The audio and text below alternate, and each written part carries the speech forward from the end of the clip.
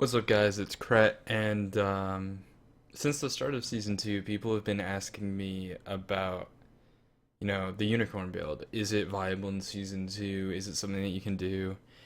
And unfortunately, the answer is and has been no. The season one unicorn build of Devourer's Gloves into, at the time, Warrior Tabi, Chin Size, Aussie, Beatstick, Titan's Bane is completely defunct. It doesn't really work, and you won't do enough damage. You won't be able to box. You're gonna have a bad time. It's really unfortunate. It had to do with changes made to chin size, changes made to pen boots, and buff to Ichaival, really taking that build out of the meta. Um, I think that's really unfortunate, and also the prevalence of triple crit. I think that's really unfortunate, though, right? I think what we lost was an alternative way to play our role, something that provided a little bit more versatility. And so I, for a while, have wanted to find a season two equivalent to the Unicorn build, a successor, and I've found it. Unfortunately, right now, it's not exactly viable. What I mean by that is it's a build that you can run, it's playable, you'll probably do fine, but when it comes to competitive play, it's basically just a little bit worse than the standard builds. It's just a little bit worse than Heartseeker. It's just a little bit worse than Triple Crit. So it's not something that you'll likely see in competitive play, except if there's very specific circumstances where chins would be really good, or there are buffs to any of the included items. So this is a flavor build, but it's something that I want you guys to know about because I think it is pretty cool, and I think it's something that you guys could have a lot of fun with, and I've had some fun with too. So let's take a look at the Banshee build, the successor to the Unicorn. Go through the items, explain to you why they're bought and in what order. So you start off with the Blood Forge, not Devourer's Gauntlets, and not Heartseeker. So you can't go Heartseeker because you need some sort of lifesteal. Aussie is just a little bit too power inefficient. It doesn't really fit in the build. So we want a little bit of lifesteal on our stacking item, and so that means either Devos or Bloodforge. Now the reason I want Bloodforge is to really avoid the stacking.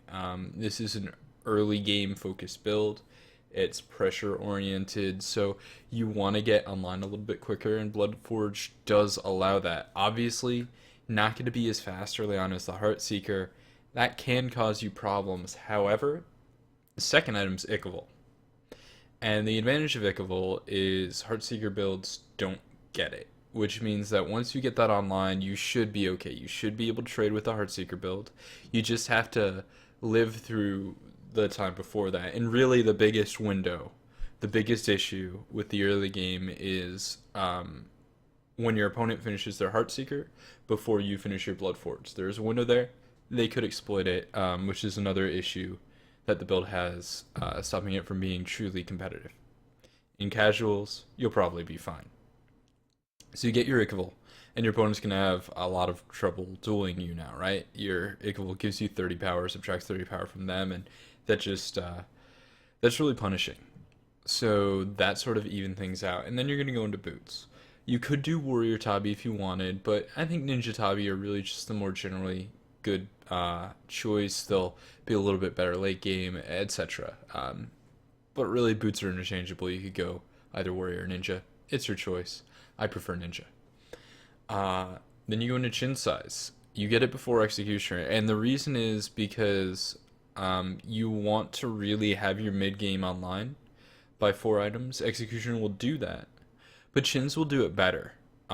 Whereas for a Heartseeker build, you can go Ridge before Executioner, but it's not actually as good as having that Executioner. So Chins is a little bit unique in that situation, as it is good pre-Executioner there. So it's a nice power spike, and it can be really, really powerful.